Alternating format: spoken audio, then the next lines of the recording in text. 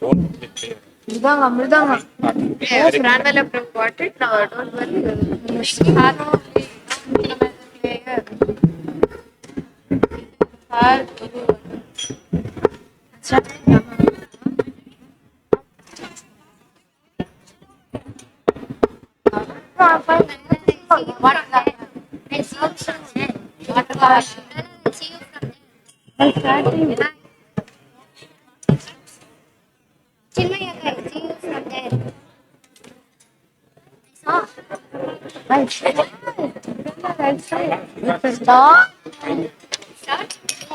Namo Vishnupadaya Krishna Prishtaya Bhutale Srimati Bhakti Vedanta Swami Nityanamini Namo Vishnupadaya Krishna Prasthaya Bhutale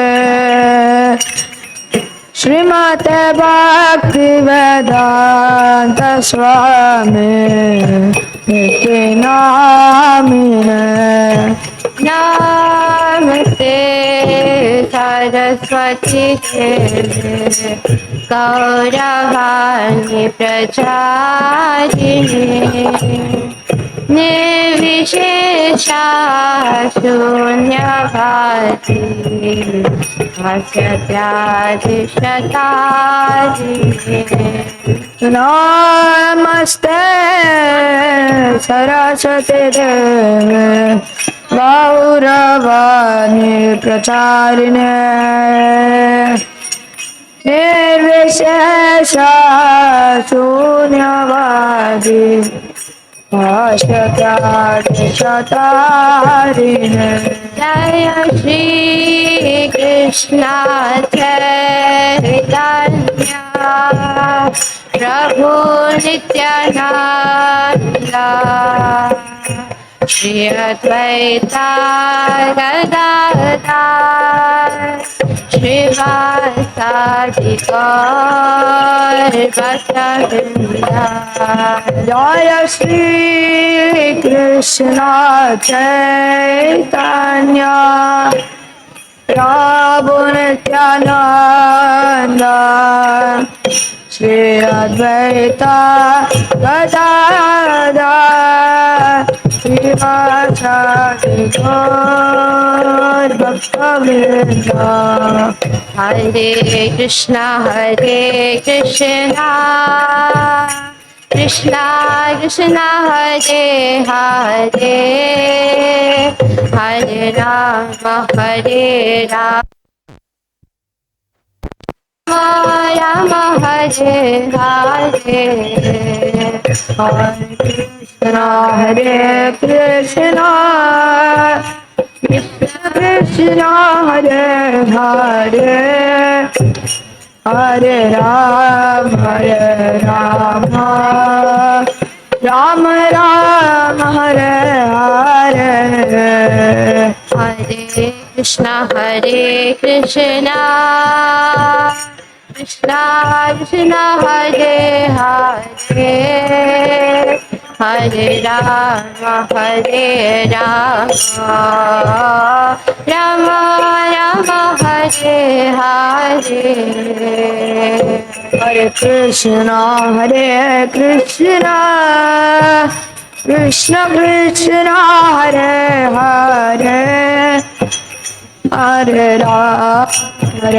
Rama Rama Rama Hare Hare Hare Krishna Krishna Krishna Krishna Hare Hare Hare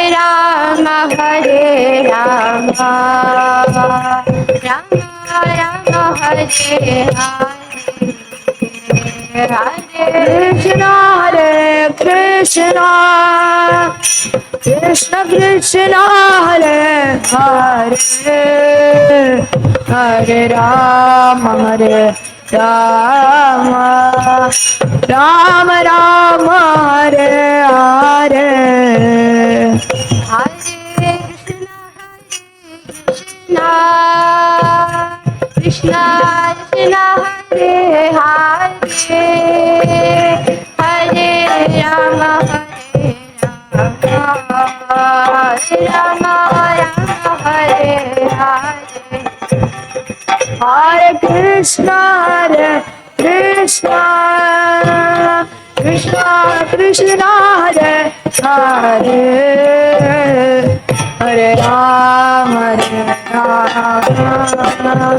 Rama Rama Hare Hare Hare Krishna Hare Hare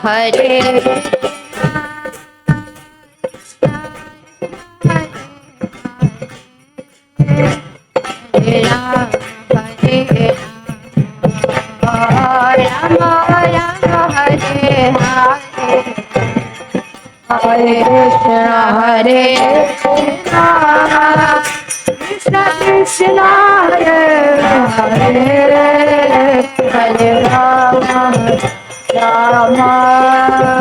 Rama Rama Hare Hare Hare Krishna Krishna Krishna Hare Hare Hare Rama Rama Rama Rama Hare Hare Hare Krishna Krishna Krishna Hare Hare Hare Rama Rama Rama Hare Hare Krishna Krishna Krishna Krishna Hare Hare Hare Rama Rama Rama Rama Hare Hare Hare Krishna Krishna Krishna Krishna Hare Hare Hare Rama Rama Rama Hare Hare Hare Krishna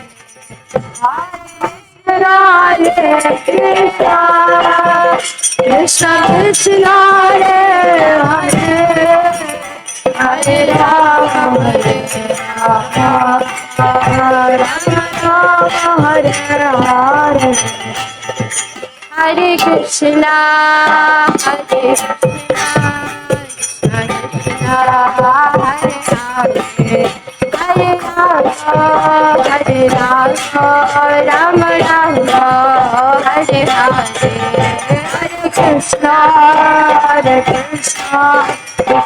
Krishna Hare Hare Hare Rama Rama Rama Hare Hare Hare Krishna Krishna Krishna Hare Hare Hare Rama Rama Rama Hare Hare Hare Krishna Krishna Krishna Hare Hare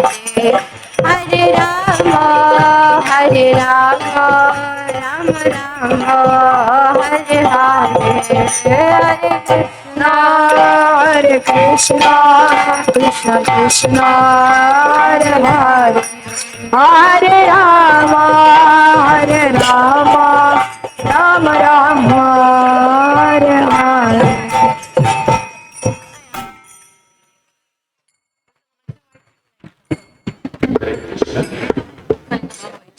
Today you're going to hear a song composed by Sripada Vadiraja Tirtha.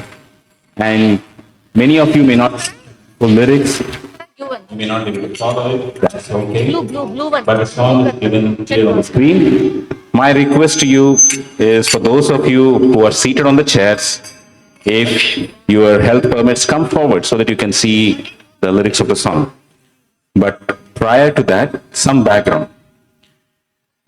Udupi here has 8 mutts. And today we visited one of the mutts, that was the Puttige mutt. When Maharaj spoke about the Puttige mutt, he spoke about Upendra Tirtha, who was a very mild-mannered sannyasi, and yet when the circumstance required, he slay all the robbers. He was the head of the Puttige mutt. He was the first head of the Puttige mutt, and that's why we had that katha there, so that we can receive his blessings. And this is called the Vadiraja mutt for now. Initially, it was not Vadiraj Mutt. And you might also wonder, some of the, like one mutt is called Palimar Mutt, one of the mutts is called Puttige Mutt, another is called Pejawar Mutt, etc. What do these names mean? Each of these mutts actually represent a village which is at some distance from this Udupi. The original mutt was actually in like some of them are 30 kilometers away, some are 400 kilometers away. So their main mutt is in some other place in a village called Pejawar, Puttige, etc. And these mutts are all there, in one sense, their offices, their head office. So in the center here of this area, you will see Ananteshwar temple and the Chandramaulishwara temple. Most of you had darshan in the morning. To the right side of this temple here, or to our right there, is a Krishna Mutt. All the other 8 mutts are in an oval shape around this place. It was not always like that. It was only sometime in the 15th century or 16th century actually that we had all these mutts established here.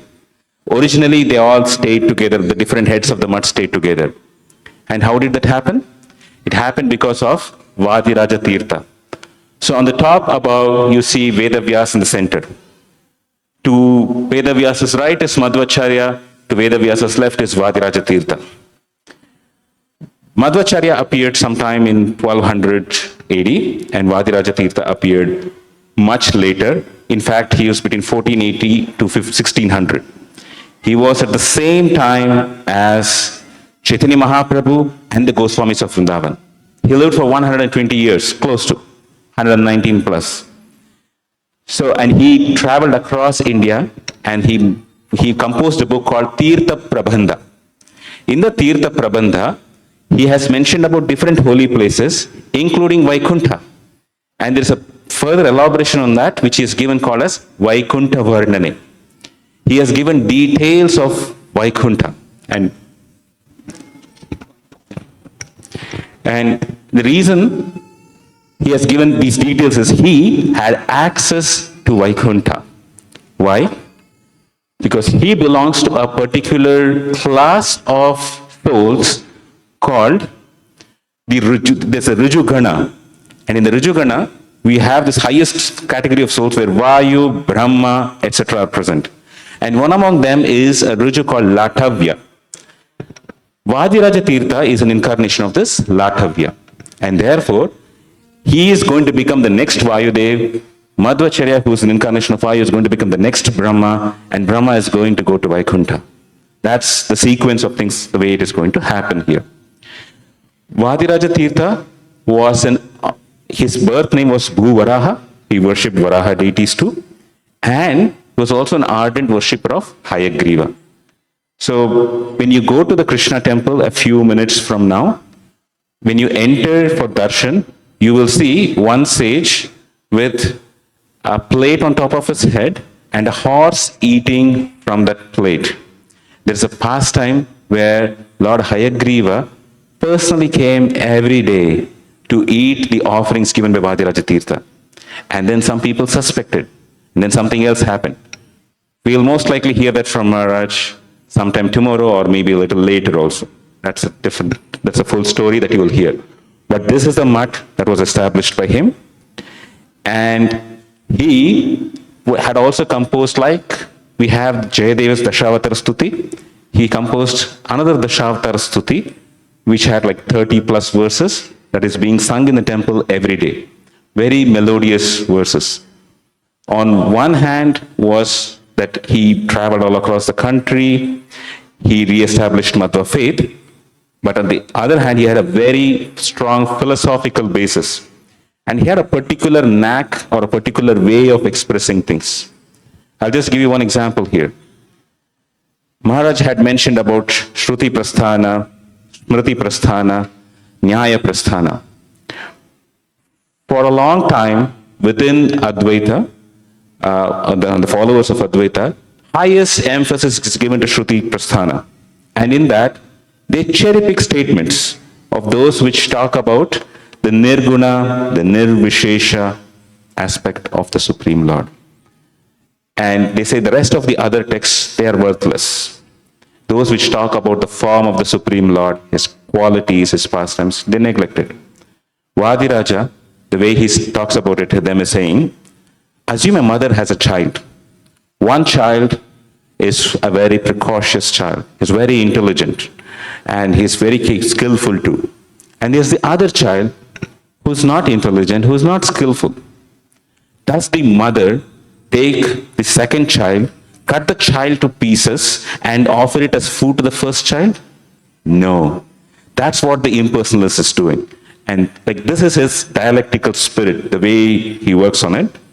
In contrast, our acharyas, they don't indulge so much in this dialectical spirit, but they go on the pramana of Bhagavatam. The Bhagavatam says this, and therefore this is the ultimate truth. So, one of the shlokas that Vadiraja composed here is called Krishnashtakam.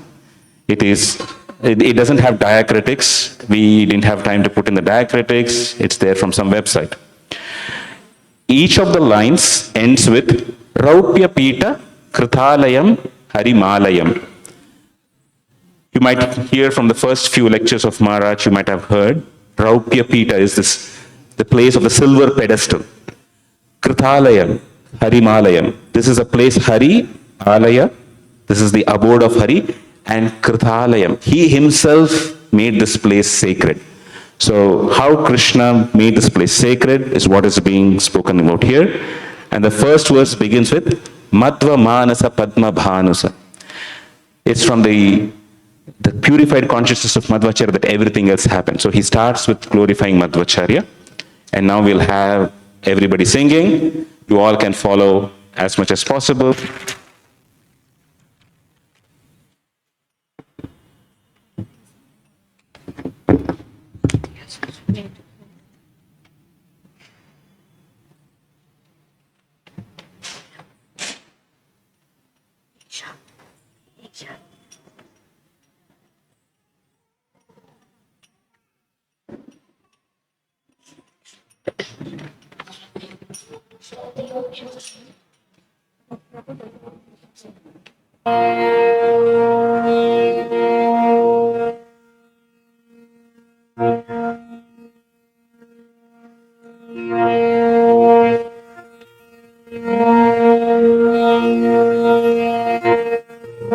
Manasa Padma Bhanusamam Smara Pratimam Smara Vedanirmala Shita Kandila Sanmukham Karunonukam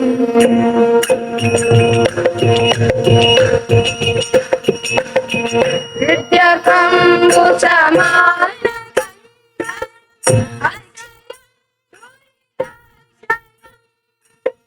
Krita Samskruta Krita Himalayam Alayachudha Alayachudha Agamalaya Vilaya Sudara Gurudara Bhajano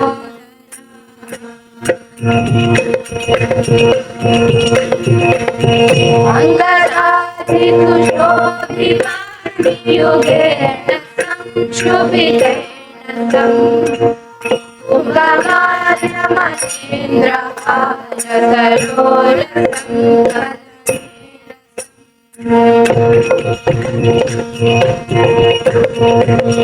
Mangala Prada Mandala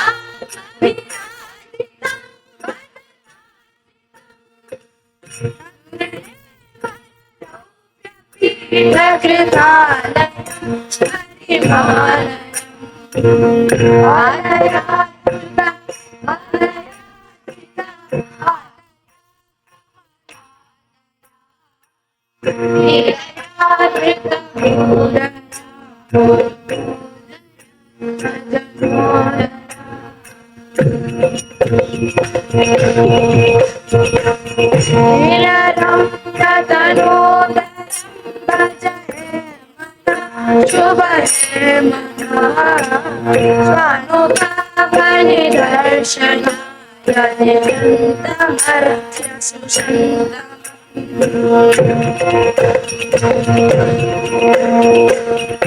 आनतोऽस्मि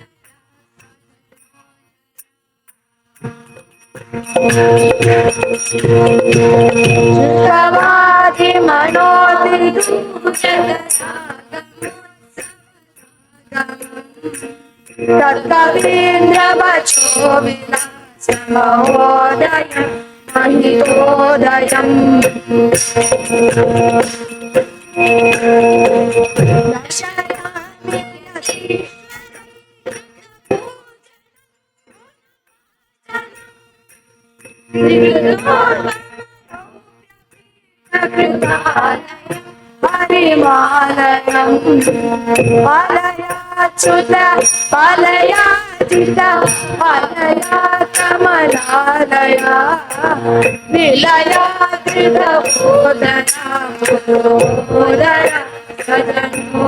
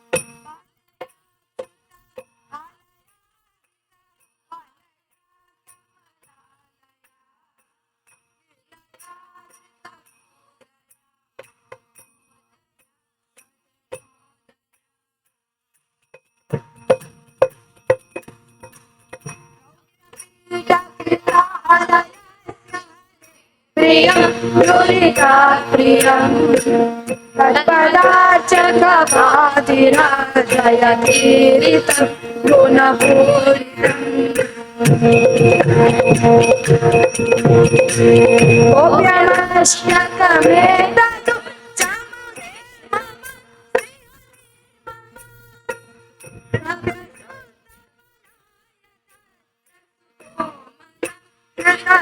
विमलं पालयात्मिका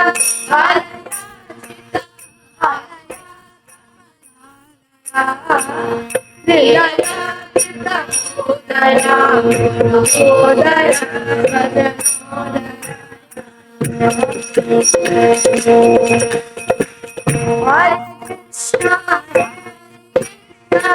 Krishna Hare Hare Hare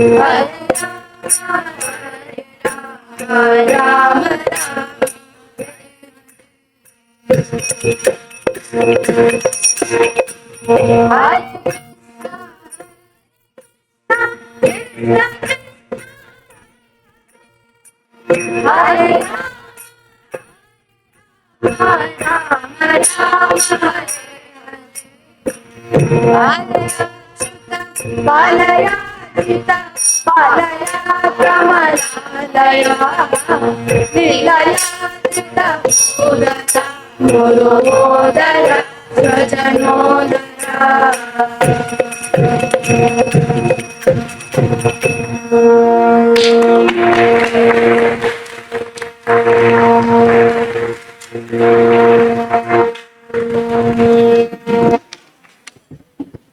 Just have to explain 2 minutes about the deity. What? I have to explain about the deity. Go ahead. So this song that they sung is sung every day at night, like their Shayanarti song in the Udupi Krishna Mat. So that's what they sang here. Here behind us, we see that there's a deity with a face. This is Bhutaraja. He was formerly a Brahmana who was an associate of Vadiraja Tirtha, and he had a doubting nature. So in some past time, it so happened that Vadiraja Tirtha cursed him that you will become a ghost. And then the Brahmana said, how can I come out of it? And so there was a magic spell that had to be said, and then somebody has to reply to it. We'll hear that from Maharaj some other time later. But it is that Bhutaraja's deity which is here inside. And you will also see a lot of, like here, to Bhutaraja's right, and also in the Udupi Krishna temple, a lot of Naga worship being happening. And that's this is the Parshuram Kshetra, the Nagas help him, so the Nagas help here. So they worship the Naga Devatas in that mood here. Huh? Sorry.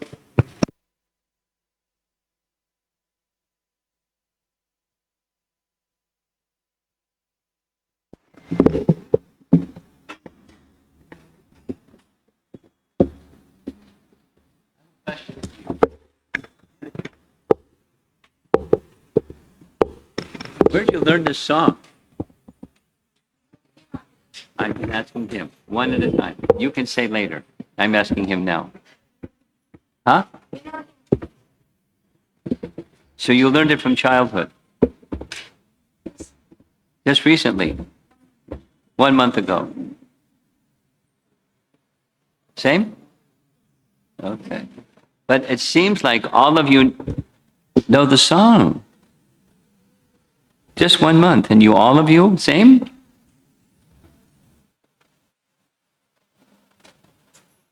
Very impressive. Very sweet. Well done. Haribol.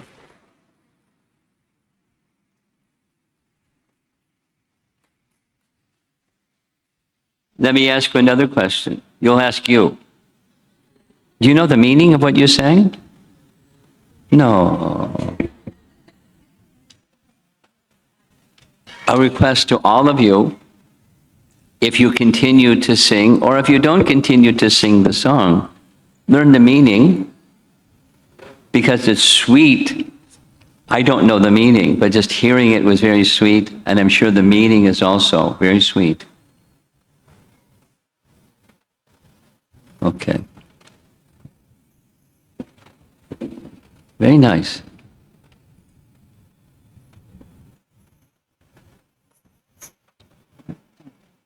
Now we have two choices, at least two choices. There's always more than two.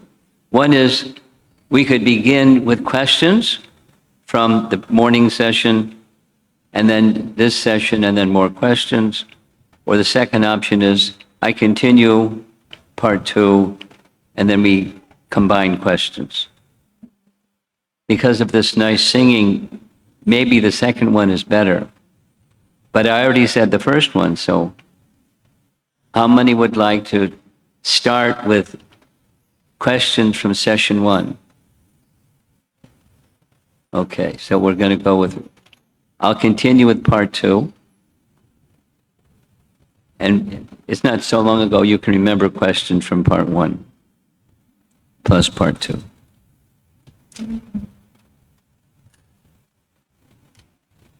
I have another question. Who's your teacher? Who taught you this song? Somebody here taught you. She taught you?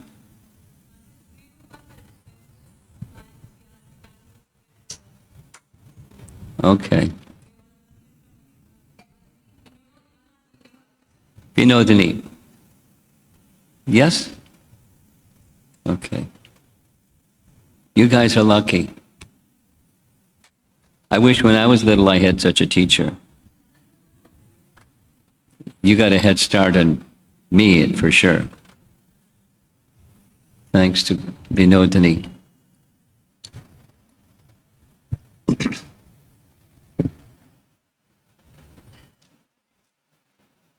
So where we ended was the second visit of Madhvacharya to Uttar Badri. There was a short description, but he got the blessings of his guru, Vyasa, and with the blessings of Vyasa, Mahabharata Tatparya Nirnaya, so he, this interesting, succinct yet elaborate description of Mahabharata, and he received 8 Shalagram Shilas, and now he is making his return journey back to Udupi, second time. One of the difficulties, one of the obstacles was the same as getting there, and that was on this side of the Ganges, you know, fast-flowing, not a gentle, fast-flowing Ganges River. There's the Muslim king who he had made a friendship with, and then there's the Hindu side, and no boatman would go across. So he had a different strategy this time. The second strategy was he walked on water. You've heard of yogis that can walk on water? Madhvacharya could walk on water. It's a yoga siddhi called Jala Stamba. Jala means water, and Stamba is the water as if it froze. He walked on the water. Crossing, he got his dhoti wet. Coming back, he didn't get his dhoti wet. And the Hindu devotees on the southern side of the Ganges were in awe. Who could imagine? I mean, Ganges is not like, it's a big river. He just walked across the river. It didn't even get his dhoti wet. The king was informed what happened, because they got this enemy bunch of soldiers on the other side, and this sadhu just walked across the river. The king came and got off his palanquin and paid his obeisances. The king paid his obeisances to Madhva. And with the king's influence, the king and directed, just like insisted, boatmen, get the rest of the sadhus, bring them over here. So that was how the second crossing took place. Very interesting.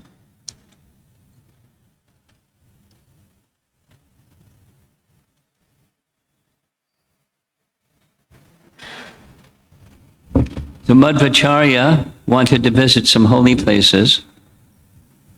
So one of the holy places he went to was the capital city where his ancestor or previous counterpart Bhima resided in Hastinapur. When he went to Hastinapur, flowing near Hastinapur is the Ganges, and Ganga Devi herself appeared, not just so that he could see, even his fellow sannyasis could see. She fell at his feet.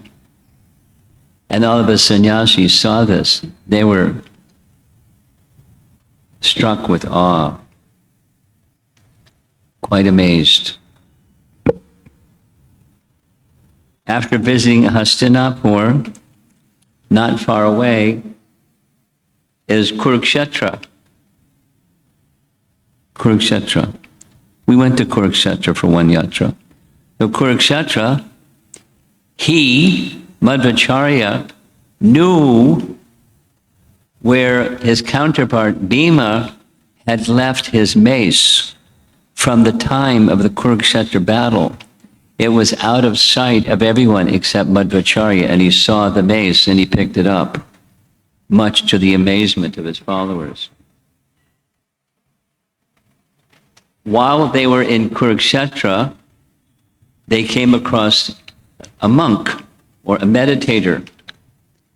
And the meditator, Madhva intuitively understood, he was meditating on Vishnu with the mentality of wanting to kill Vishnu. Madhvacharya pronounced, in the next yuga cycle, this jiva is going to become a richa, inimical to the personality of Godhead.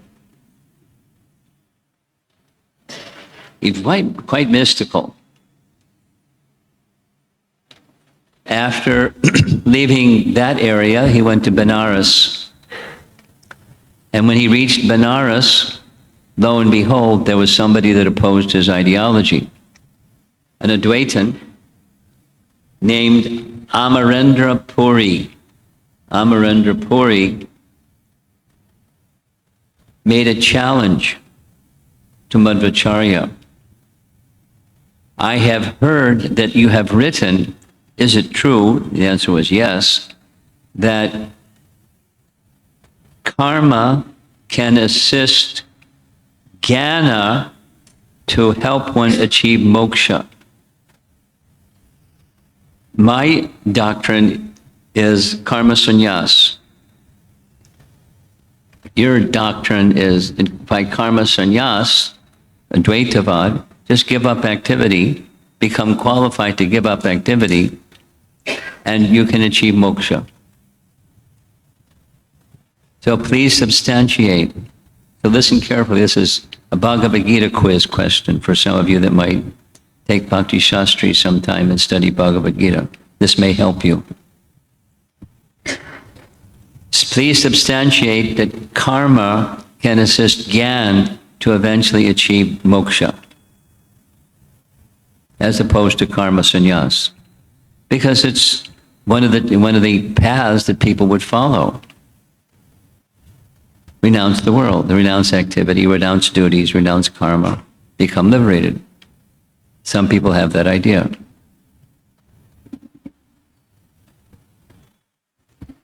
So here's what Madhva said. It's what it says that Madhva said. Proper conduct, proper performance of not just karma, but prescribed duties. When prescribed duties are done, the term in the book is used as sat karma. Sat karma means on the spiritual platform and joined by scripture. sat karma, has the capacity to purify the mind, release the mind from the disposition of being a material enjoyer, instead do activities for the supreme enjoyer. Render activities, varnashram. Satisfy Vishnu with your activities. Has the capacity to purify the mind. And when the mind becomes purified, then the capacity to receive transcendental knowledge is strengthened. See it the other way. If the mind is not purified, the ability to receive transcendental knowledge is blocked. So purify the mind through prescribed duties offered to the Supreme. It's varnashram. He's teaching varnashram. It was one of the essential parts of his doctrine, following varnashram.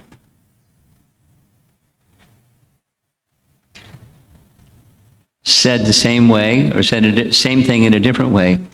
Acts of merit, proper prescribed duties, create peace and calmness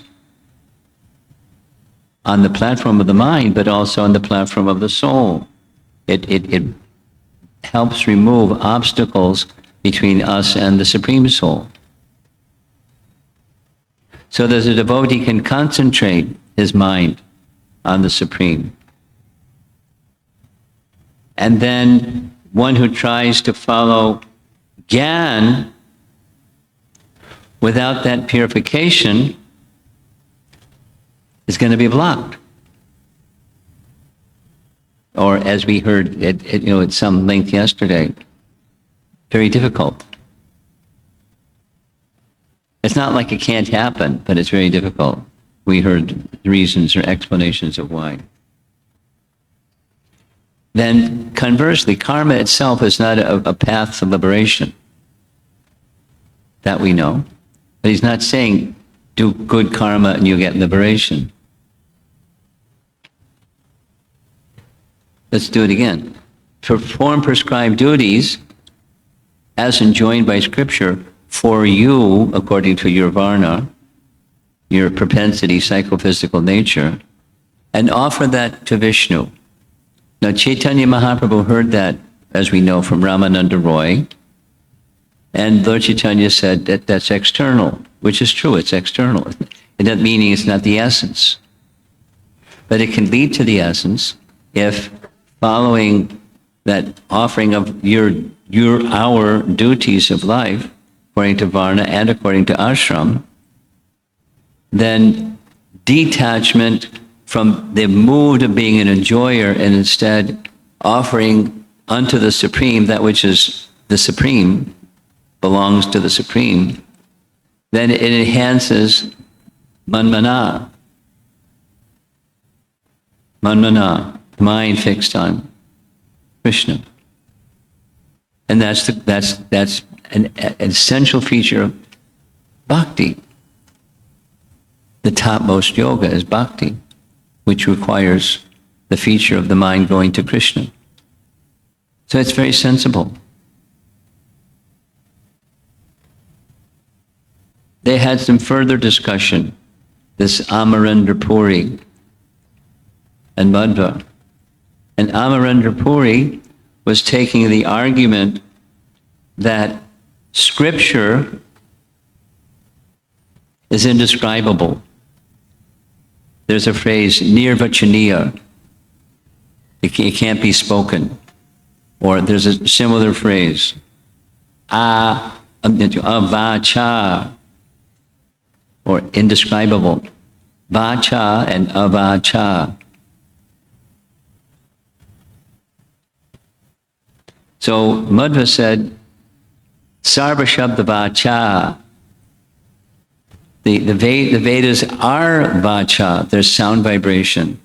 And that sound vibration is of the same nature as the Supreme Lord, so by hearing it's not inexplicable. It's explicable. One has to hear it properly and hear it from the right source properly. And one has to hear it carefully from the right source. That's properly. And then by that, one has direct contact with the Supreme Lord. It's just one of those, frankly, word jugglery things. When pressed, can you explain this? Can you explain that? It's nirvachaniya. It is inexplicable. I can use words, but it's not the real thing, because the real thing is without qualities, and words have qualities. So it's nirvachaniya.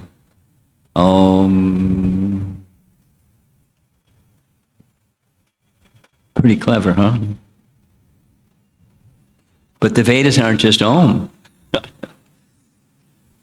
Om, this nice teaching of Bhaktivinoda Thakur, Omkar gives rise to Gayatri.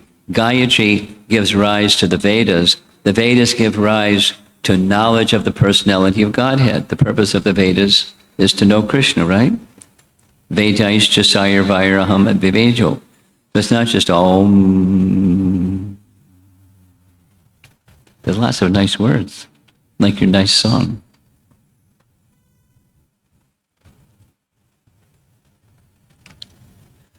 So Madhvacharya was having fun.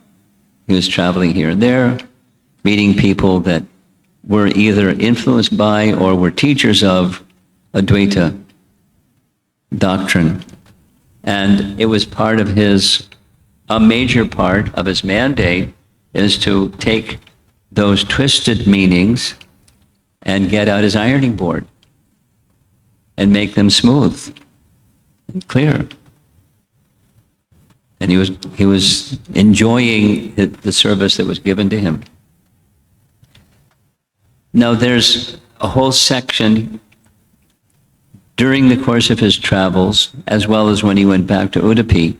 His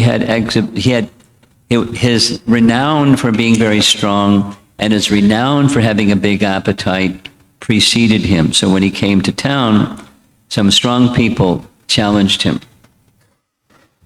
And he accepted the challenge. He wasn't afraid. Oh, maybe they're stronger than me. But here's a couple of examples. There's one person's name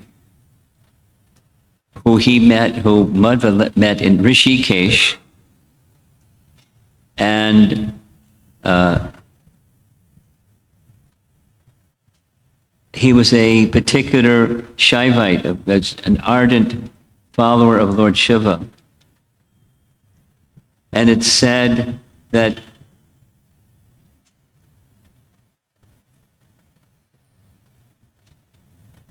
oh, wait a minute, I'm ahead of myself.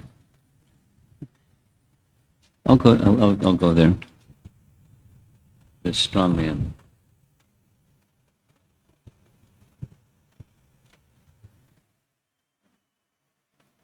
Okay.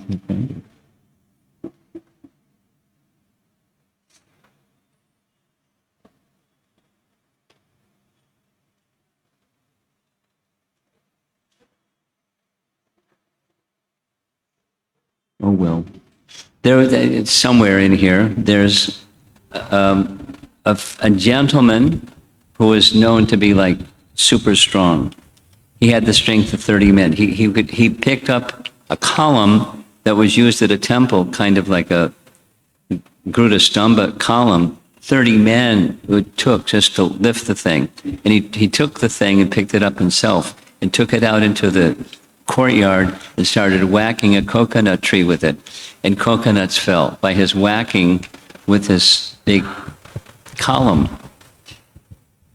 And he had a brother of equal strength, and they challenged him. We heard you're really strong. How strong are you? He said, let's try it out. You try to choke me, and I'm going to speak and see if you can stop me from speaking. And he continued speaking, and they got strong, tried, and his neck alone they couldn't do anything. They fell to the ground exhausted. Another two guys were super, super strong guys, with this example, that example of how strong they were. And he said, I'm going to put my finger on the ground, see if you can lift my finger from the ground. So they're pulling on his arm, two guys pulling on his arm. They couldn't lift his finger from the ground. They were in disbelief. Powerful guys. There was another place he went where there was a boulder that was brought in place to keep the Bhadra River from overflowing and flooding the land. They had this boulder that was this dimension, 30 feet by 25 feet by 15 feet. And Madhva asked, why is it not in place? The water is flowing all over the place. He said, well, we don't have any equipment to lift the thing. We don't have any people strong enough to lift the thing. So he lifted the thing and put it in place. And everyone was happy. The floods were over, and they could then have a reservoir of water to draw water from at leisure. He wasn't a show-off. He just had strength, incomparable strength. Now here's the voracious appetite example. So he's traveling, he went to Rishikesh, and it's really nice. Lord Shiva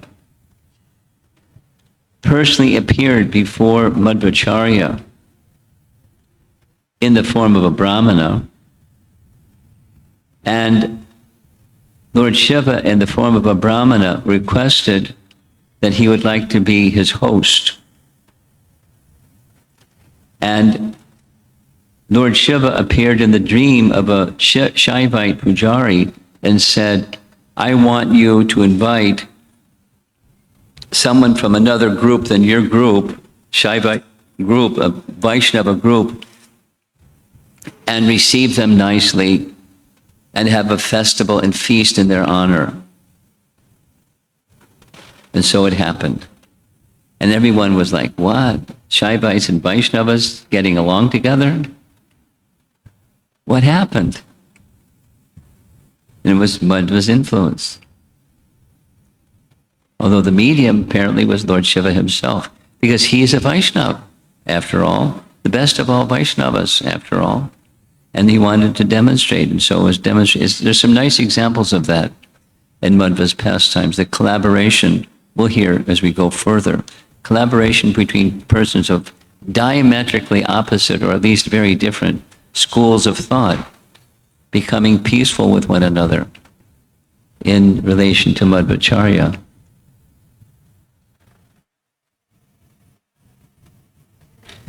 In a nearby village, they heard about Madhvacharya and his gifts, so they requested him to come to the village. They said they had this orchard that had somehow stopped producing fruits from the tree. Can you make the fruits start coming from the tree again somehow? So he did. Fruits and flowers of unproductive trees.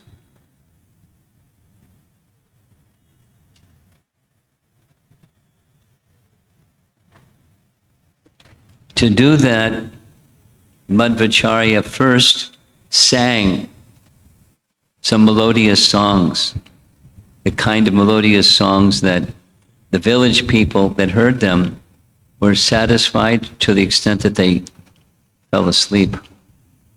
When they woke up, they saw the trees in full blossom with flowers and soon to bear fruits.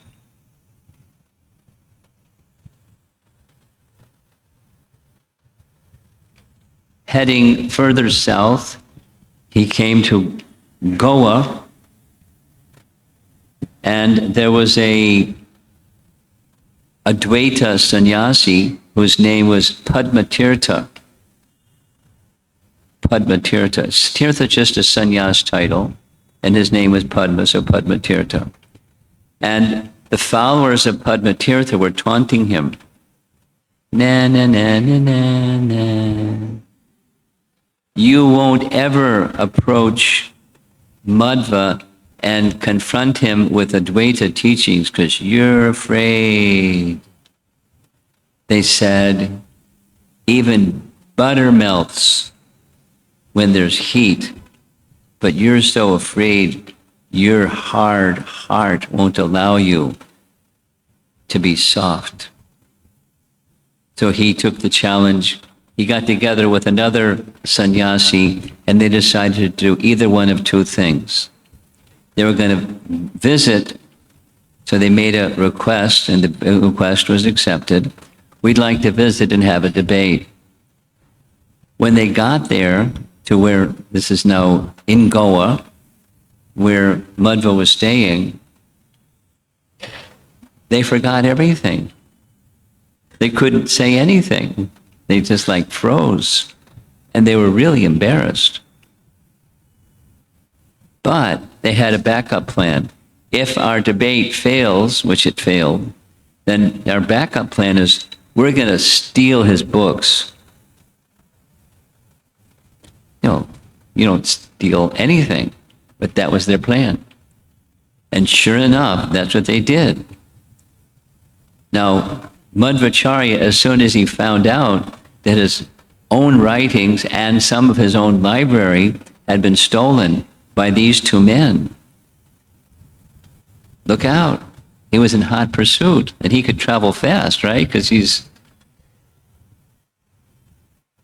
Hanuman in person. And they saw him coming. And they realized, uh-oh, we're in trouble. And so they had a change of heart, or at least they tried to say, we're sorry, we'll give the books back. Let's make a deal. You don't embarrass us publicly for theft of the property of a sannyasi, and we'll make sure you get the books back real fast. But Madhva didn't want to compromise. Let's make a deal. I mean, he is certainly capable of forgiving, but it's not, a thief, you don't just say, okay, no problem. So what Madhva did was, he went to the king of that place. And he said, I want you to settle this. I'll accept whatever you say. I'd like you to hear what they say, I'd like you to hear what I say, and you can settle it. We'll accept whatever you say, which is a tradition. The king heard, and the king said, they promised to give the books back, but how would you like to see them punished? Jaya Simha was the name of the king.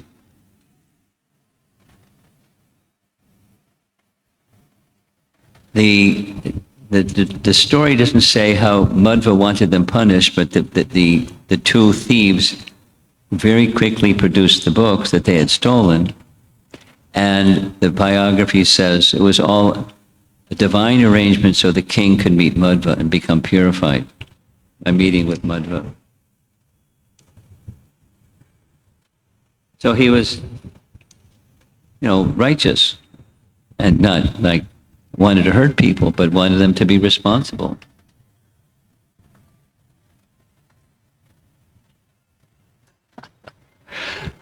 It is said one time the night had fallen and they had some lamps, kerosene lamps or candle lamps or some kind of lamps, so they could hear and see one another and read, but the lamps went out. So they could see, hear, and read from the light from Madhva's toes. I was debating whether to share that one with you, but that's what it says.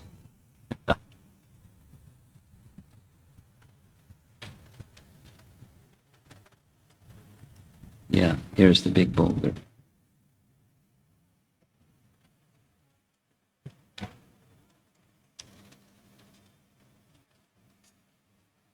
Yeah.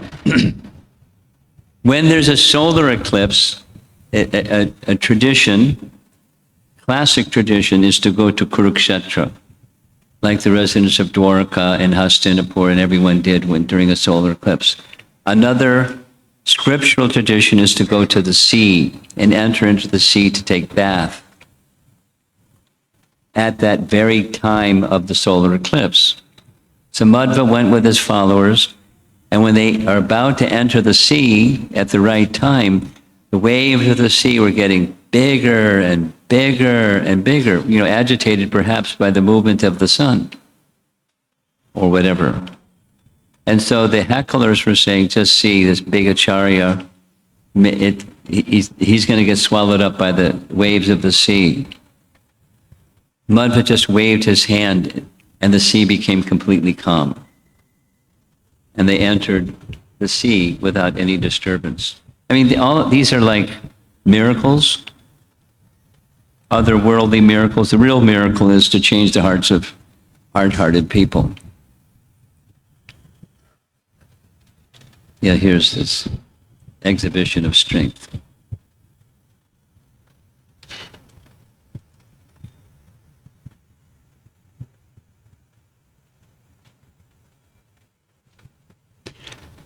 One of his exhibitions of strength is also very interesting. Others heard about how strong he was, so they wanted to see what's the extent of his strength, and they volunteered, and he agreed. Let us see if we can pull out your hair with some instrument, some pincher kind of instruments, and they couldn't. That doesn't prove anything. I mean, other than he's not worldly. He has capacities that are otherworldly.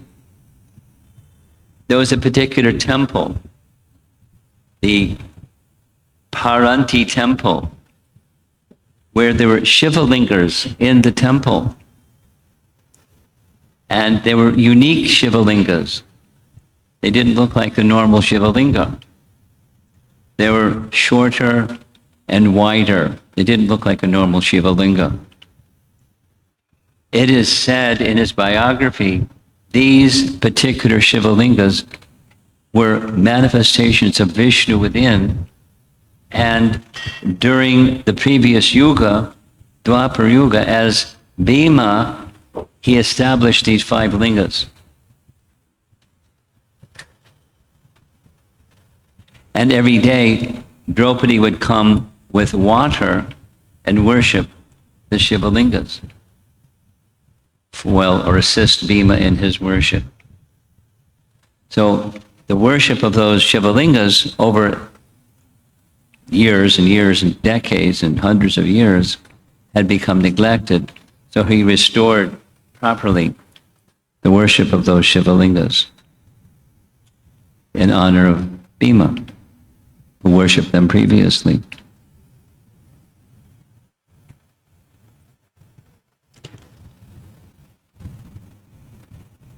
We already heard about Padmanabha Tirtha, Narahari Tirtha. Another is Madhva Tirtha, not Madhava.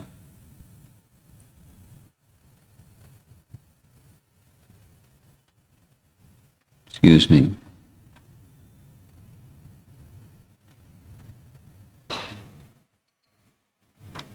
Nope. I think we've reached an end. Oh, he's going to make a disappearance.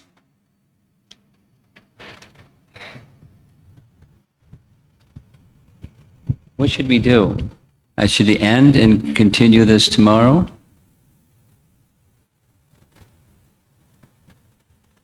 I'm looking at you. What's your recommendation? Because it's 12 o'clock.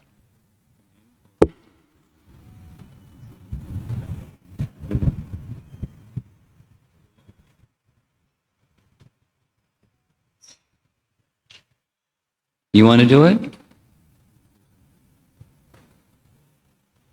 What time are we supposed to end? 12:30. Let's do questions and answers. You've been very patient. We had this nice song earlier. That was very nice. A little different than just sitting here listening. Let's see if there's so anything that you'd like to ask, preferably from the morning or this midday topic. Yes. Let's put his hand up over here. Put your hand up again. Yeah. Hare Krishna Guru Maharaj. Slowly. Your volume is good. Dandavat Pranam. Slowly. So the story which, Maricha story which you explained Maharaj, is this in the Valmiki writing as well? Valmiki? Yeah. Writing which? About the Maricha, the sage which was planning to kill Vishnu, and so that is there in the Valmiki written Ramayana. The description from Mahabharata, Tatparya Nirnayas, that's what you're asking? Is that story that we heard yesterday? Today Maharaj, you were explaining about one of the sadhu who was Madhvacharya was come across. He was planning to kill Vishnu. That was his internal plan. Oh, And, okay, that one, yeah. And actually he was a Maricha born in the next life. So this pastime is there in the Valmiki Ramayana. I don't know of any kind of pastime like that from Valmiki Ramayana. Rather, it's Madhvacharya making a prediction of the next time Ramachandra would appear. The person who would perform the service of Maricha would be that Brahmin who is meditating in an inimical mood. So your question is that in Valmiki Ramayana? No. It was a Madhva revelation. Does that answer your question? Yes, Maharaj. Thank you, Maharaj.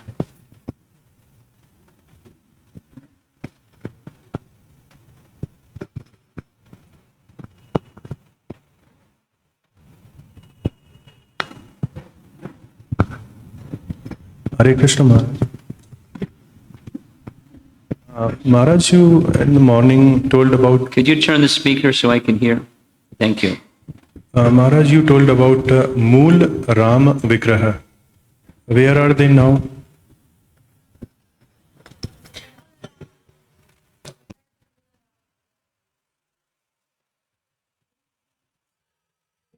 One of them is in a place called Mantralaya, which is in the border of Karnataka and Telangana. And it's in the mutt called Raghavendra Mutt, which comes from the original mutt of Jaya Tirtha, called the Uttaradi Mutt. Would you like to see? Yes, Maharaj. I guessed it. But we're not going there. It's too far away. But you can make a special trip now or sometime in the future. Let's see if we can find a photograph of the deity. Would that be nice? Maharaj. Yes, You Maharaj. assign somebody, see if they can find a photograph.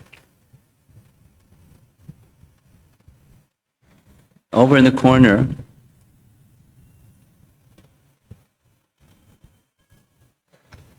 Hare Krishna Maharaj. Slowly. In both Pancharatrika Vidhi and Bhagavata Vidhi are going hand in hand in our Sampradaya. Yes. And when you look at the deity worship itself, the procedures and the detailed way in which deity worship is being done in Madhva Sampradaya, and we being the international organization, and we have these procedures in place, but Yes. but we don't have the detailed training which takes you to the place of deeper understanding of deity worship, as well as the fundamental principle of avoiding offenses. Yes. So there is that philosophical side which needs to be instilled in every devotee who is engaged in deity worship to benefit properly. And Yeah, my understanding is it is not, it's lacking, that we are lacking a lot in this area. So I was just wondering, how does this, when you do imperfectly the deity worship, how does it complement the Bhagavata process? Oh, easy. That's an easy question. It's the sincerity, not the procedure. Supposing somebody knows the procedure impeccably and does not have the same sincerity as the one who has significant sincerity and they don't know all the procedures. 1 second. The benefit is from the sincerity of the worshiper. Now, when I'm saying here, I have all confidence that our founder Acharya did not give the same emphasis to procedure as he did to the principle of sincerity. It doesn't mean that someone who is sincere would not want to know the procedures, but that's not the point of emphasis. So, is it sufficient or insufficient? My answer is sufficient. However, it's very good. It's ideal if more on the details, procedure-wise, etc., can be taught. But supposing somebody doesn't have that inclination, rather they're very simple. So both should be there, in other words, was my statement. My conclusion to this question you're raising is both should be there. And some are more inclined, some are less inclined. I'll give an example. Sometimes I travel, every now and then. And sometimes when I travel, there's somebody that's doing a yajna, like, for example, someone does a deity installation somewhere. And the very knowledgeable ones will ask me, do you want this, or do you want this plus this, or do you want this plus this plus this for the deity installation?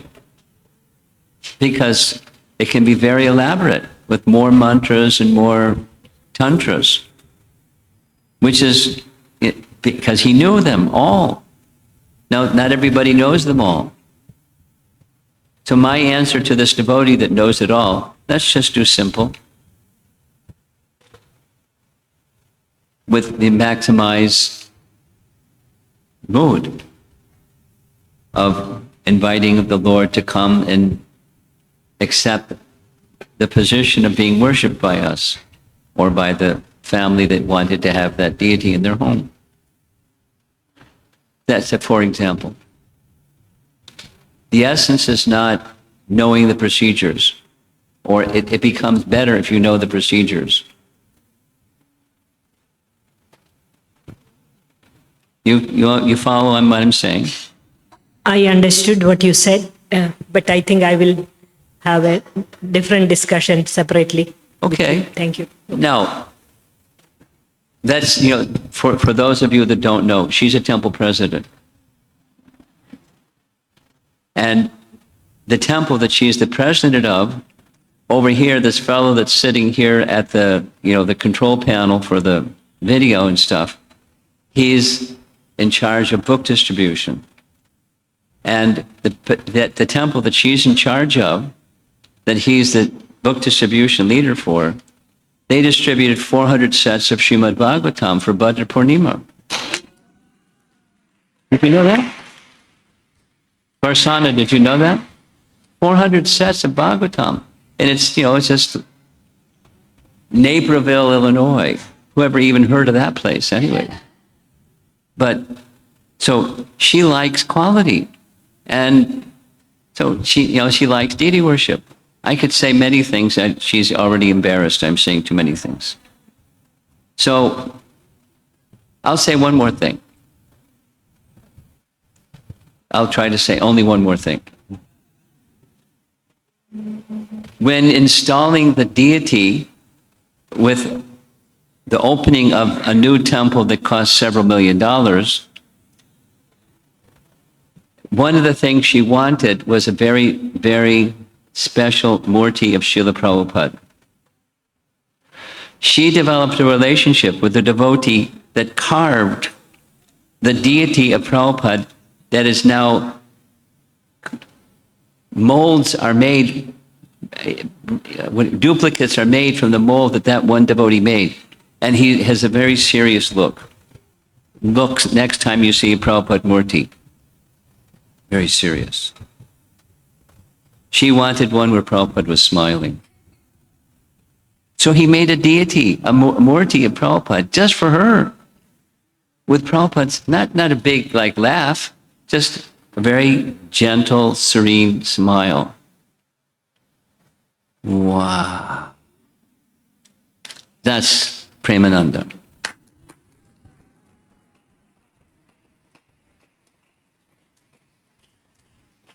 And Premananda is from Kerala. And she was, when she heard we're coming here, she was like dancing. And now she's asking a question about deity worship. So it's not cosmetic. It's something that's deep inside her.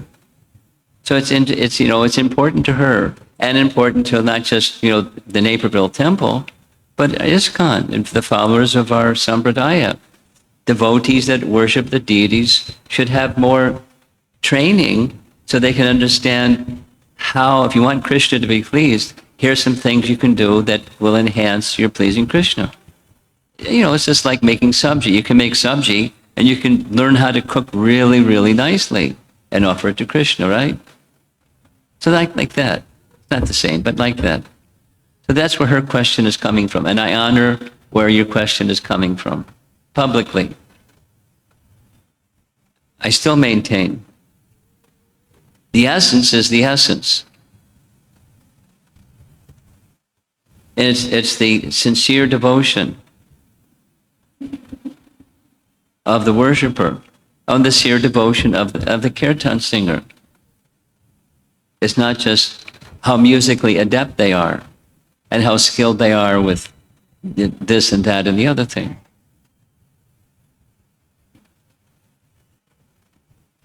That's my perspective on the question you asked. Now, I embarrassed you a little bit publicly. I'm sorry for that, but the question is a sincere question from a sincere soul that has done a lot for Hare Krishna movement and is going to continue, probably till she drops, to do lots of good stuff. And increasing the quality of deity worship is a concern for her, which is nice.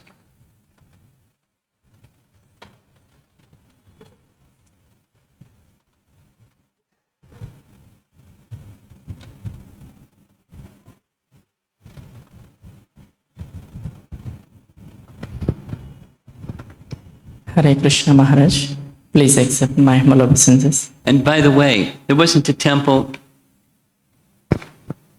I asked about 20 temples in the USA. Kindly let me know how many Srimad Bhagavatam you distributed. The next in the line was about 1/3 of what little old Naperville did. Little old Naperville. I mean, it took, anyway, it's a big achievement. I sent that report to Vaisheshik Prabhu, and the answer I got back was, wow. Go ahead.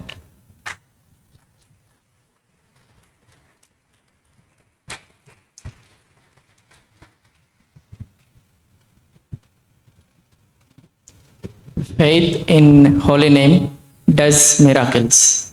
Yes, Faith in spiritual master does miracles. yes. Like Madhvacharya, his disciple, although he's very soft, but he smashed all the dacoits. Well, that's one way to look at it. So my point is, There's smashing is a. He prevailed, but smashing is a different verb. Go ahead. so the emphasis on faith in holy name, faith in spiritual master relation, both complement each other. Of course. Is it equally or something is more and something is less? Oh, come on. Get out the pan scale, which is more and which is less, because implied with more is less. They're both more. Neither is less. Okay? Yes, Maharaj. Thank you. I'm just looking for some more elaboration because sometimes in getting training, Could you turn the speaker this way? Go ahead. sometimes in getting training personally and also trying to give the same to newcomers, so the approach, particularly as part of Hare Krishna movement. So, I mean, from morning meditation, I was keep on thinking. So the approach like faith in holy name does miracles. So those two aspects always go hand in hand. Yes, there you got it. Yes, confirmed. It's not a question, it's a statement. And I'm concurring with your statement. They go hand in hand. Now, what the frame of your question is, here's a new person. With a new person, we don't go right away, guru, shelter of guru. We don't do that. Chant, dance, take prasadam. My language is, there's a spear, there's a tip of the spear, there's the head of the spear, and there's the shaft of the spear. And the tip is the holy name.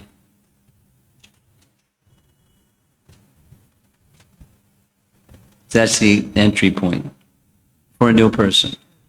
You know, encourage them because it's purification. Cheto, darpana, marjanam. It brings the heart to a position where it's clear. Or we go into the public. We don't go into the public and say, surrender to a spiritual master or else you're going to rot. We don't do that. Chant, be happy. And we bring purification through that. That's what Chaitanya Mahaprabhu did. Right? Right. Okay. That's the tip of the spear. Yeah, in this context, yes, Maharaj. Personally, when we want to move forward in devotional service in a more serious manner, then relation with the spiritual master is as one thing, the tip of the spear has a head. Take the microphone from him.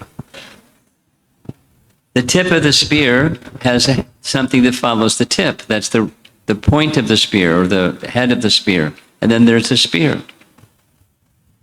No. Yes. Go ahead. Hare Krishna. First, an appreciation. I grew up in South India, so I've been to temples, growing up, many of the temples that we've been. But coming with you and listening Katha, I wanted to offer my gratitude to you and the devotees who have done the research. It's been very, very meaningful for me. My question is, I'm not sure if you covered this in the first two classes because I missed it. We haven't heard about the consort of the Lord, like the position of her. Like in Sri Vaishnavism, we address her as Tayar, meaning our mother, universal mother. And yes, we always speak of Radha and Krishna. So is there, I'm listening. Is there in Madhva's teaching, is there a consort? Yes. Is the position philosophically, what is her? The question you're asking, I asked to 3 persons who are involved in the deity worship ministry, Premananda. You know the deity worship ministry. And one of them threw his hands up in the air. And another one didn't respond at all. And the third one, Krishna Kshetra Swami, you know who he is, He used to be the deity worship minister, and he gave a very simple answer. And the simple answer was that he doesn't know the details about the deities of Madhva in Udupi, and if I wanted to know, I could ask Gora Keshava. And he gave me his email address, and I got too busy, so I didn't. But with the exception of Udupi Krishna, because he's in his child form, I'm looking at Shamakund. The other deities in this area, there's a female companion by his side. Now,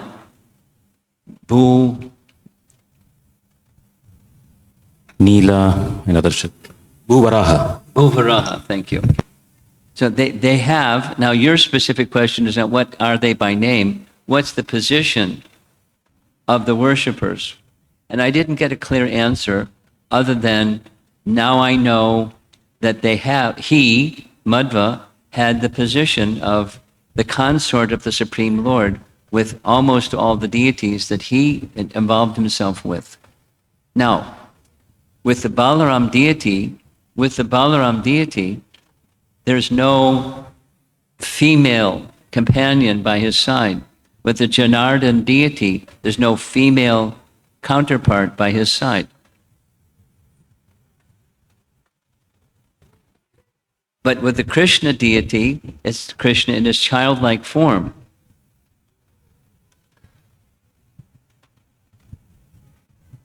One of the things that Krishna Kshetra Swami said is, amongst South Indians, he didn't say Sri Vaishnavas, amongst South Indians, the Srivatsa mark on the Lord's chest is the goddess of fortune. So it's understood the Lord is with the goddess of fortune. Now, more on that topic, here's a commitment from me to you, not during the yatra, but I'll ask, tell you what, you write to me a letter, I'll forward it to Gorakeshava, and I'll get like this, 16-page answer. You know who he is? He lives in Sri Rangam. That's his home. He's very familiar. He's very knowledgeable and very detailed. So I'll ask him, don't write a book. Just, what's the Madhva's position about, you give the language and he'll give me an answer. Okay? Thank you, Maharaj. Just one other comment was that Lord Shiva, Parvati, and Krishna, all these personalities seem very intertwined from the pastimes that we are listening to. How the father went to and worshipped Lord Shiva and begot a son. Yes. So it's very refreshing in one way, because I think for me, maybe it was just my family or not. I've only grown up going to Vishnu temples. Yes. Even now, some of my family members won't even enter. Even if they would come to Udupi, they won't go to the Lord Shiva's temple. So this was very refreshing to see how it doesn't seem like very partisan. Rather, it's I see that in Gaudiya Vaishnavism too, where there is Lord Shiva in Vrindavan, in Mayapur, and everywhere. Yeah. One day, I don't know when. One day, for the devotees in China, they wanted to, we want to know about Shiva. We want to know about Shiva. So I prepared presentations that took about 15 hours, 6 different parts with questions and answers, about 15 hours. And it's now available. So one day, maybe one of the times, I don't know, because you live in Naperville, one of the times I visit Naperville, we'll have a series on Lord Shiva, Shiva Tattva.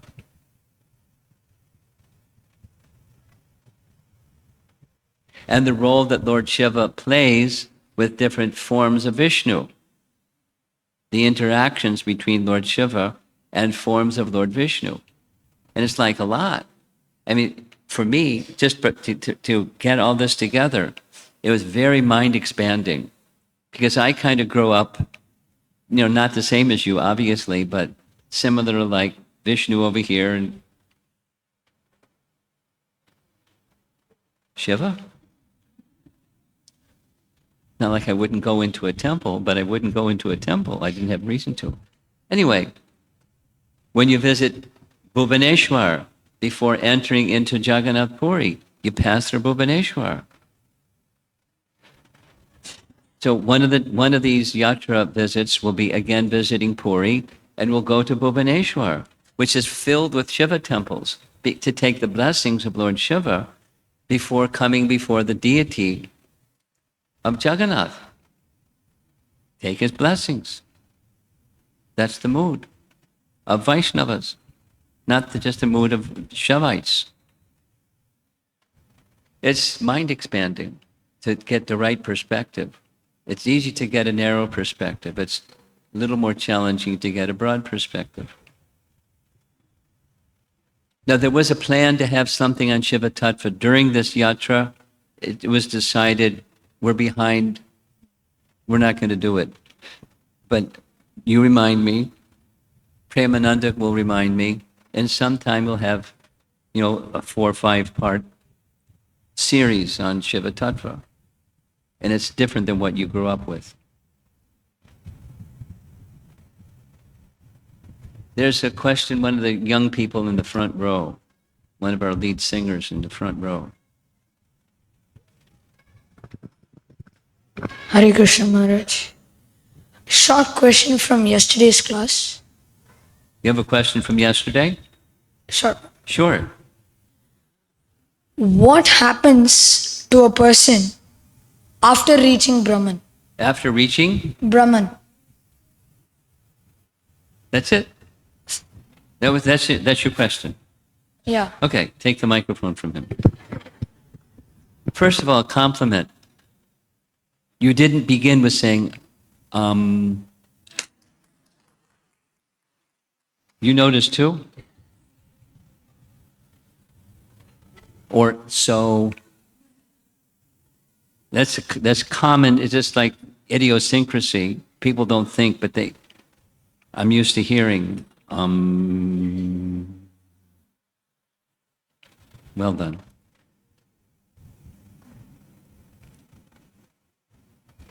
And the answer is, to your question, there's different situations that can arise.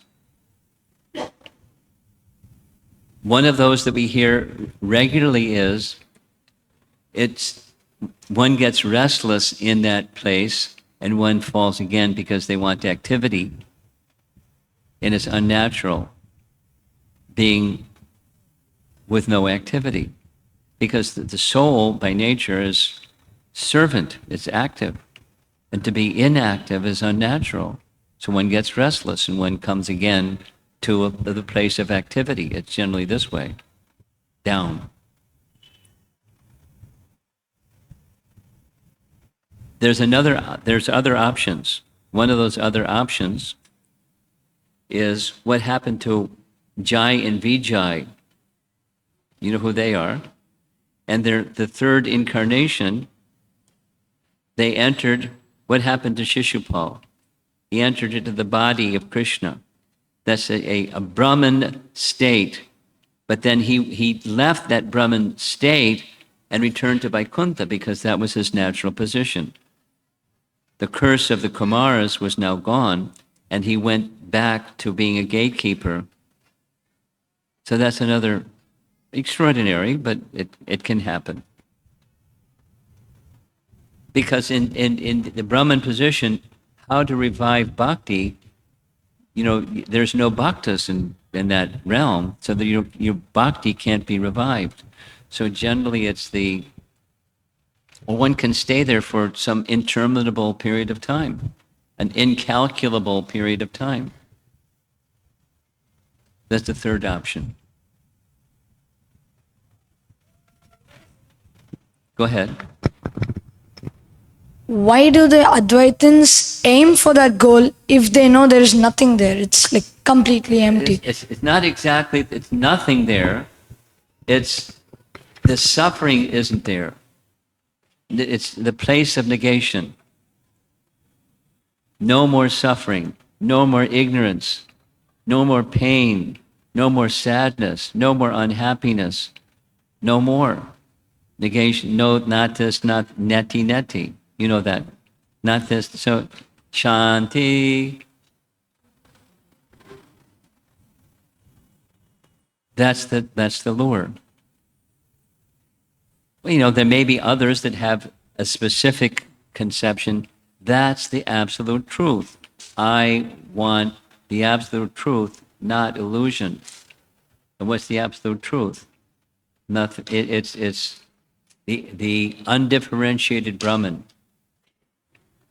So, you know, elevated persons may have that aspiration. That's, you know, what's the hook? What's the lure? What's the bait? What's there? Shanti. Om.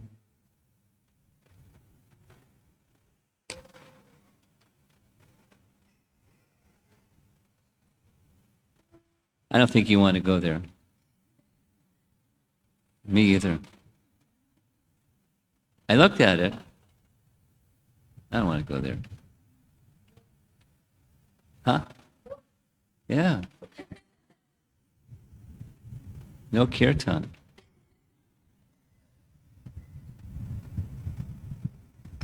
We heard about Moola Rama deity, Yes. and we heard that Dasharatha was worshipping that deity, and he named Lord Ramchandra on. That's what this biography says. So Maharaj, how to understand it? Because Lord Rama took his incarnation, and the deities was like he was worshipping the deity, and I don't know what he was when Dasrath was worshiping the deity of Sita, Ram, and Lakshman. Was he understanding that this is going to be my son, and I'm going to name my son after the deity that I'm worshiping? I don't know what his thought was. Vishnu. I don't know what his thought was. Which is what your question was. How did it work? It's a form that he was worshiping of the name Ram, and he named his son Ram. I mean, supposing somebody's a worshiper of Gopal, and they named their son Gopal. I don't know. He's a transcendentalist. However, it would interfere with his Vatsalya rasa if he understood my son is the personality of Godhead. He's worshipable. Then how can he be the father? So it wasn't that he was seeing this one-to-one correlation. A form of Vishnu, let me name my son after a form of Vishnu. Something like that. Okay, I think we should end. How are we doing with time? Yeah, Sri Rupa. Got to take Sri Rupa's question. You can have two of them.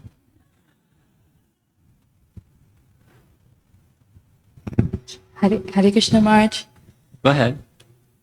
Earlier you spoke about Madhvacharya. Oh, you're speaking slowly. She's a yogi after all. You spoke about him having a dream of Lord Chaitanya. Yes. I wanted to know if he wrote a commentary on Bhagavatam, right? Who did? Madhvacharya. Oh, of course. So at the end, there's that verse, Krishna Varnam Tusha Krishnam. What did he say in his commentary? I don't know. Oh. Nice try. There was somebody else who, way in the back, enthusiastic arm waving somebody way in the back. Can you come forward to get the microphone? The other way.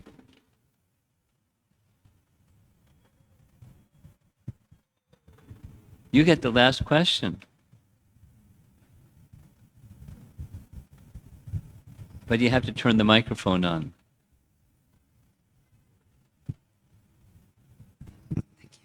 Hare Krishna Maharaj. Slowly.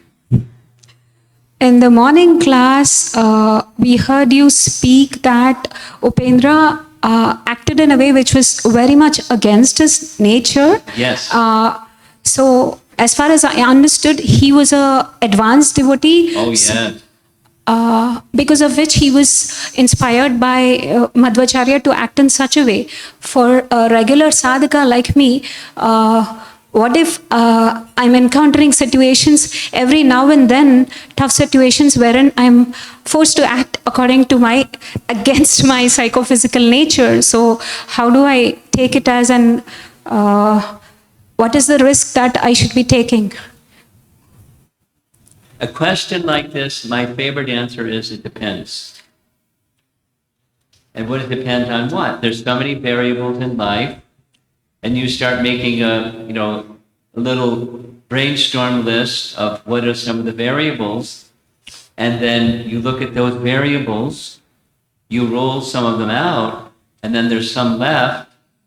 You can do it quickly. You don't have to do it over, days. You can do it in principle. You go into a pause space, mode of goodness space, and you reflect instead of react. Here's a circumstance. It seems that the circumstance is calling for me to act outside of my psychophysical nature. What should I do? That's a mode of goodness, reflection, space.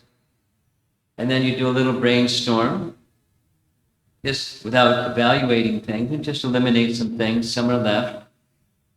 And then you're still in a reflective state and reflecting. What is going to be pleasing to Krishna? Supposing you don't have a clear signal from Supersoul on the answer to that question.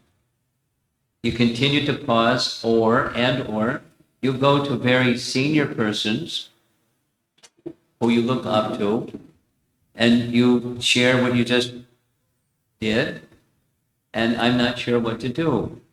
You don't have to do what they say, but you're just getting they're a mirror for you to look at yourself. And if they're the right kind of senior person, they're not going to tell you, do this, don't do that. They're going to help you understand how to make wise choices with the options that you see. Or they may point out, have you considered another option? So, sadhu sangha, in short, that's an elaborate. Sadhu sangha in a reflective mode of goodness space, with the mood that I just want to please Krishna somehow. Not like I want out of this difficult situation. I want to please Krishna somehow. Just stay on that, and Krishna will help you by one means or another. And supposing you don't have all that time, you got to do something. That happens. Then you do something that, as best as your small intelligence dictates, this is going to be pleasing to Krishna. It's not that this is going to get me what I want, because I don't want that. I want something I want. I want to please Krishna. So as you're making a decision to please Krishna, your radar is up, looking for a signal. This is the right decision, or Krishna is going to give you a signal that says you didn't make the right decision. But you're open for that prompt from Supersoul, or however Krishna wants to give that prompt. This wasn't the right decision. All of that took some time to explain it, but this we could do it. But it's principle-based. Stay in the mode of goodness. Be reflective instead of reactive. Consider what's going to be pleasing to Krishna. Consult sadhus to help you see what you're not able to see, or see better than you can see. And then you choose some action. And if it's outside of your psychophysical nature, if it's pleasing to Krishna, you're ready. because it's pleasing to Krishna. So let's end. Thank you so much, Maharaj. 20 minutes to 1. What's next?